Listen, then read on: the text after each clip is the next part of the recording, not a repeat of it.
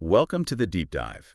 Today, we're really going to get into it. North Africa, specifically Egypt, Morocco, Algeria, who's got the most sway across the continent. Yeah, it's a question a lot of people are asking. And, you want the insights fast, right? Without digging through tons of reports. Exactly. So we're delivering that shortcut today. Yeah. A clear look at the power dynamics. And we're drawing on this analysis. It actually ranks these three. Uses a bunch of factors. What kind of factors are we talking about? Well, it looks at, the usual suspects, but digs deeper. Economic strength, obviously. Geography, which is huge here. Right. Historical weight, soft power, how they project themselves, and their diplomatic game. How engaged are they? Okay, so it's pretty comprehensive. And the big question is, which one comes out on top? Across Africa, who's got the most geopolitical clout right now, and I guess why? That's what we're going to unpack. And there's some maybe surprising angles in here. Definitely some aha moments, I think. Good, yeah. Let's start at the top then. Who does the analysis rank number one? So the analysis we looked at puts Egypt firmly at number one, top geopolitical influencer in Africa from this North African group. Egypt. Okay. I mean, that makes a certain historical sense, but what's driving that now, according to this analysis? What are the key things? Well, a massive piece is just location, location, location. Their strategic geography is pretty much unparalleled. How so? Think about it. Egypt is the land bridge, right? Connects Africa and the Middle East. Then you've got the Sinai connecting over towards Europe. But the real linchpin, the absolute cornerstone, has to be the Suez Canal. Ah, the canal. Yeah, you can't talk about Egypt without mentioning the Suez. It's more than just a shipping lane, isn't it? Oh, way more. It's like a vital artery for the whole global trade system. The analysis really hammers this home, how Egypt's control or stewardship of the canal makes them indispensable. Indispensable for shipping, logistics, commerce. Exactly. And that position, that control, it gives them immense strategic leverage. It's a massive pillar of their influence. Okay, that geographical choke point. Yeah. Yeah, that's a powerful card to hold. What about beyond geography? Their economy. They've had some ups and downs, haven't they? They have definitely faced challenges, but the sheer scale of Egypt's economy is still a major factor. It's consistently one of the biggest GDPs in Africa. Right. And it's relatively diverse, manufacturing, agriculture, tourism's bouncing back, energy. Yeah. So even with the struggles, that size and its integration with international markets, well, that still gives them significant economic weight. And then there's the history. You just can't ignore that ancient civilization aspect, can you? How does that translate today? It translates into huge soft power. I mean, that deep cultural and historical legacy, it resonates. But it's not just ancient history. Where else? Think about Al-Azhar University. Hugely respected center of Islamic learning, draws people from all over. And Cairo hosting the Arab League headquarters. Ah, the Arab League base. Yeah, these are active institutions that project Egypt's influence across both the Arab world and Africa. It's cultural and political. So it's living history, in a way, still shaping things. Precisely. And then look at their hard power. Their military is widely seen as one of the strongest, best equipped on the continent. They're active in peacekeeping. The analysis points to their role trying to mediate conflicts. Think Sudan, Libya. That carries weight. Being seen as a mediator, a potential stabilizer in hotspots. Yeah. Yeah, that definitely boosts your standing. Absolutely. Plus, their role in Nile Basin diplomacy, critical water politics there, and just being consistently involved in the African Union, it all adds up to that leading position. Okay, so a really strong combination for Egypt. Geography, economy, history, diplomacy, military. A full house, almost. Pretty much, yeah. Now, the analysis puts Morocco second, calls them a rising continental actor. What's behind Morocco's ascent? Morocco's story is really interesting. It's about very focused, very deliberate outreach, especially economically, into sub-Saharan Africa. Right. They've been quite active there, haven't they? Extremely active, particularly West and Central Africa. They've pursued economic diplomacy aggressively. What does that look like on the ground? Well, the analysis highlights Morocco as one of the biggest African investors in Africa. Moroccan banks are all over West Africa. Yeah, you see them? Construction firms, big projects, telecom companies expanding their networks.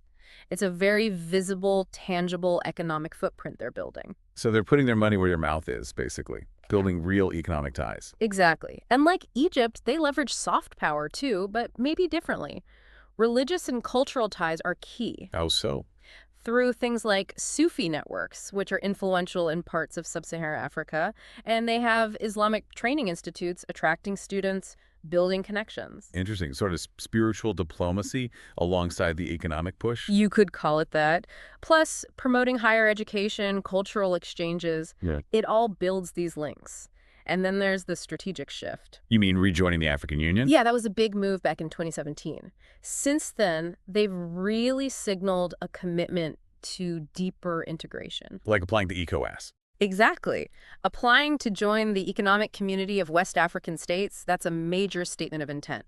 They want to be a key player in that bloc, positioning themselves as a bridge. A bridge between North and Sub-Saharan Africa. Right. Kind of carving out their own niche of continental centrality, different from Egypt's, maybe more focused westward. And renewables. Yeah. I know Morocco's big on solar. Huge. That Noor Ouarzazate solar complex, it's the biggest in Africa. That's not just power generation, it's soft power, too. How so? It positions them as a leader in green energy, forward-looking. It enhances their image and opens doors for partnerships in a really critical future sector. It's smart. Okay, so Morocco's influence is built on economic drive, specific soft power channels, strategic reintegration, and this green leadership image. Makes sense for number 2. Yeah, very dynamic picture. Which brings us to Algeria. Number 3, according to the analysis, but with regional limits. What does that mean? It means Algeria is definitely still a major player, but its influence, compared to the other two, seems more geographically concentrated, less continent-wide in its scope. Okay, what are its main strengths then? Energy, primarily. Algeria is a huge natural gas and oil exporter, very important for Europe's energy security, especially now. Right, that gives them leverage. It does. And their location is key, too. Huge country. Connects North Africa right down into the Sahel. Which must give them clout in that region, especially on security stuff. The Sahel's pretty volatile. Absolutely. They have a powerful military, and they're very active in Sahelian security matters. But, as the analysis suggests, their focus tends to be quite strongly on those immediate regional threats and, domestic stability. So less focused on projecting influence across the whole continent, more on their immediate neighborhood. That seems to be the pattern. It's a strong influence, but perhaps narrower geographically than Egypt's or Morocco's more multi-directional efforts. And why is that? Is it just strategic choice, or are there other factors? The economic structure plays a role. While they have the energy wealth, the state-controlled nature of the economy, and maybe a more restrictive business environment, it limits their ability to do that kind of broad-based economic engagement across Africa that Morocco, for instance, has pursued. So less investment, less trade integration beyond energy. Relatively speaking, yes. Compared to Egypt and Morocco, their non-energy investments and diplomatic footprint in sub-Saharan Africa appear more limited. Interesting. And the analysis also brings up this interesting contrast between Algeria's history and its current stance. What's the contrast? Well, Algeria has this really significant revolutionary past, right? A leader in the non-aligned movement, commanded a lot of respect globally. Yeah, a powerful legacy. But in recent decades, their international posture seems, well, more reserved, sometimes more reactive, perhaps, than proactively shaping the big continental conversations. So maybe leaning more on past prestige than actively building influence across multiple fronts like the others are doing now. That could be one interpretation, yeah. It's a complex picture. Okay, so let's try and wrap this up. The analysis basically says Egypt leads the pack for North African influence across the continent. Correct. Driven by that unique geography, the economic scale, active diplomacy, and deep history. Then Morocco is the dynamic number 2, really pushing outwards, especially in West Africa, using economic tools and smart soft power. Yep. Very forward-looking, very proactive engagement. And Algeria, significant for energy and regional security, especially in the Sahel, but maybe more limited in its broader continental reach because of economic factors and perhaps a more inward-looking focus recently. That captures the main thrust of it. But it's crucial, as the analysis notes, this is about continental influence in 2025. It doesn't mean Algeria isn't important in its own right or within its specific sphere. Absolutely. It's just about comparing their current reach and impact across the wider African state. Exactly. Understanding those different strategies and outcomes. Well, this has been really insightful. Thanks for breaking down that complex picture for us. It's fascinating how these neighbors are navigating their roles. My pleasure. It's a region that's constantly shifting, always important to watch. And thanks everyone for tuning into this deep dive. Getting a handle on these North African dynamics really does help understand the bigger picture of Africa's place in the world. Indeed it does. So, one final thought to leave you with. We've talked about the ranking now in 2025, but things change fast.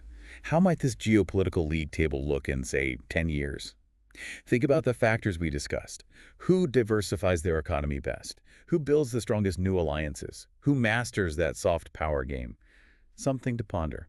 Until next time on The Deep Dive.